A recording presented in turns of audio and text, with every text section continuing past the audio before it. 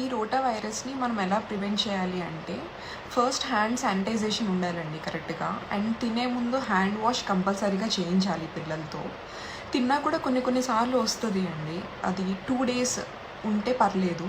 Third day కనుక ఇంకా పర్సిస్టెంట్గా dairy అవుతూనే ఉంది అంటే కనుక ఫస్ట్ హైడ్రేషన్ చూసుకోవాలండి. లూజ్ మోషన్స్ అవుతున్నాయి అంటే ఫస్ట్ మనకి వచ్చే కాంప్లికేషనే డీహైడ్రేషన్ అండి. ఒంట్లో వాటర్ శాతం తగ్గిపోతూ ఉంటుంది, దానివల్ల ఎలక్ట్రోలైట్ ఇంబ్యాలెన్స్ వస్తుంది.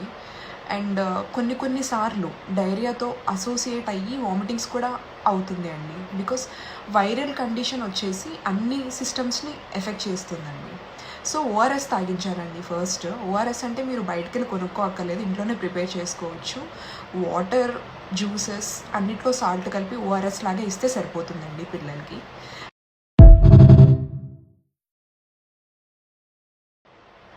ఈ రోటా వైరస్ని మనం ఎలా ప్రివెంట్ చేయాలి అంటే ఫస్ట్ హ్యాండ్ శానిటైజేషన్ ఉండాలండి కరెక్ట్గా. అండ్ తినే ముందు హ్యాండ్ వాష్ కంపల్సరీగా చేయించాలి పిల్లలతో. తిన్నా కూడా కొన్నిసార్లు వస్తుంది అండి, అది 2 days ఉంటే పర్లేదు. థర్డ్ డే కనుక ఇంకా పర్సిస్టెంట్గా డైరీ అవుతూనే ఉంది అంటే కనుక ఫస్ట్ హైడ్రేషన్ చూసుకోవాలండి. లూజ్ మోషన్స్ అవుతున్నాయి అంటే ఫస్ట్ మనకి వచ్చే కాంప్లికేషనే డీహైడ్రేషన్ అండి. ఒంట్లో వాటర్ శాతం తగ్గిపోతూ ఉంటుంది, దానివల్ల ఎలక్ట్రోలైట్ ఇంబ్యాలెన్స్ వస్తుంది. అండ్ కొన్నిసార్లు డైరియాతో అసోసియేట్ అయ్యి వామిటింగ్స్ కూడా అవుతుంది అండి. బికాస్ వైరల్ కండిషన్ వచ్చేసి అన్ని సిస్టమ్స్ని ఎఫెక్ట్ చేస్తుందండి. సో ఓఆర్ఎస్ తాగించాలండి ఫస్ట్. ఓఆర్ఎస్ అంటే మీరు బయటకు వెళ్ళి కొనుక్కోక్కర్లేదు, ఇంట్లోనే ప్రిపేర్ చేసుకోవచ్చు.